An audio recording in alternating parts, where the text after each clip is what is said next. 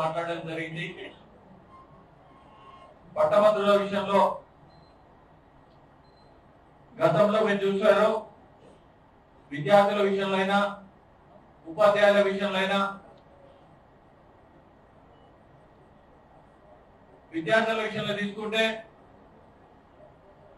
మండల్లో ఇదే ముఖ్యమంత్రి గారు మండల్కి ఒక ఇంటర్నేషనల్ స్కూల్ పెట్టా ఉన్నారు. ఇక్కడ ఇప్పటి వరకు పెట్టే దాఖలాలు లేవు. ఇంకొకటి ఏంటంటే,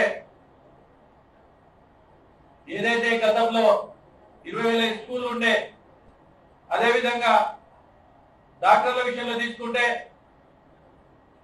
ఏఎంసీలో పనిచేసే డాక్టర్ కు ప్రతి నెల శాలరీ వస్తుంది. ఇక్కడ పనిచేసే డాక్టర్లకు 3 నెలలకు ఒకసారి శాలరీ వస్తుంది.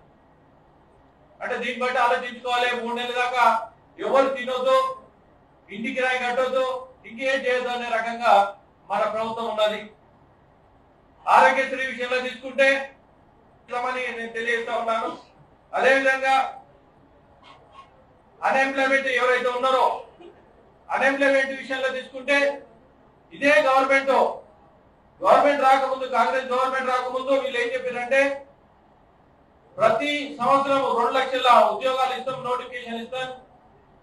జూన్ 2 ఏదైతే తెలంగాణ ఆవిర్భావ దినోత్సవం నుండి తర్వాత విమోచన దినం సెప్టెంబర్ 17 వరకు 2 లక్షల ఉద్యోగాలు పూర్తి చేస్తామని చెప్పడం జరిగింది. ఎక్కడైనా ఈ సంవత్సరం 2 లక్షల ఉద్యోగాలు ఎక్కడైనా నోటిఫికేషన్ ఇచ్చిరా, పూర్తి చేసిరా? ఒకవేళ పూర్తి చేస్తే, పూర్తి చేయకపోతే పూర్తి చేసినాక ఓటు అడగాలని నేను డిమాండ్ చేస్తా ఉన్నా. గతంలో ఏదైతే బీఆర్ఎస్ ప్రభుత్వం ఉందో ఆ ప్రభుత్వం ఇచ్చిన నోటిఫికేషన్ కొన్ని ఆ జాబులు ఇచ్చేసి చేతులు దుక్కున్నారు. అదేవిధంగా అగ్రికల్చర్ విషయంలో తీసుకుంటే 2 లక్షల రుణమాఫీని ఎక్కడ కూడా ఏ ఊళ్ళో కూడా మొత్తం రుణమాఫీ కాలేదు. రైతు బంధు విషయంలో తీసుకుంటే ఎలక్షన్ రాకముందు రైతు బంధు 10,000 ఉన్నది. మీరు రైతు బంధు ఎవరు తీసుకోవద్దు, 15,000 మేము వేస్తామన్నారు. 3 దఫాలు అయింది, ఇంతవరకు ఇక్కడ లేదు. మొన్న 606 గ్రామాల్లో, ఆ మండలాల్లో పైలట్ ప్రాజెక్ట్ అని, ఇది కొత్త పైలట్ ప్రాజెక్ట్ అని 606 గ్రామాల్లో ఇచ్చి చేతులు దులుపుకున్నారు. అరే ఇది కంటిన్యూ ప్రాసెస్, కంటిన్యూ పథకం. ఇది ఎలక్షన్ నోటిఫికేషన్ ఉన్నప్పుడు కూడా చాలా మంది ఇది కంటిన్యూ పథకాన్ని మేము వేస్తా ఉంటాం, తీసుకుంటా ఉంటాం. ఈ డీబీటీ కింద, డైరెక్ట్ బెనిఫిట్ ట్రాన్స్ఫర్ కింద ఇది ఇవ్వాలి, డబ్బులు లేక వీళ్ళు చేస్తా ఉన్నారు. అదేవిధంగా యువ వికాసం 5 గ్యారెంటీలో ఒక గ్యారెంటీ యువ వికాసం. యువ వికాసంలో ఏం చెప్పారంటే, మీ అందరికీ ఎవరైతే యువ వికాసంలో ఆడపిల్లలు ఉన్నారో అందరికి స్కూటీ ఇస్తాని, ల్యాప్టాప్లు ఇస్తాని చెప్పడం జరిగింది. ఎక్కడ కూడా ఏమి ఇవ్వలేదు. విద్యార్థుల విషయంలో తీసుకుంటే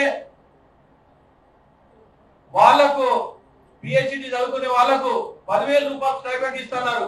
ఎక్కడ స్టైపెండ్ ఇవ్వలేదు. టీఎన్జిఓ విషయంలో తీసుకుంటే వాళ్ళందరికీ మేనిఫెస్టోలో సిపిఎస్ పెట్టి ఇంతవరకు ఆ సిపిఎస్ దానికి ఇంప్లిమెంటేషన్ చేయలే. ఒకటి మేము కోరేది ఏంటంటే, ప్రజాస్వామ్యంలో ప్రభుత్వం ఎంత బాధ్యత వహిస్తుందో ప్రతిపక్షం కూడా అంత బాధ్యత వహించి మీకు ఇచ్చిన హామీలు ఏవైతే ఉన్నాయో నెరవేర్చిన దాకా వాళ్ళను వెంటాడి మెడలోంచి వెదరించిన దాకా మండలంలో మీ గురించి మీ గొంతుకనే ప్రశ్నిస్తానని నేను తెలియజేస్తా ఉన్నాను. అదేవిధంగా ఎమ్మెల్సీ అభ్యర్థి అయిన బీజేపీ క్యాండిడేట్ నేను నాకు మొదటి ప్రాధాన్యత ఓటు వేసి గెలిపించాలని మీ అందరిని కోరుతా ఉన్నాను. భారత్ మాతా కీ జై.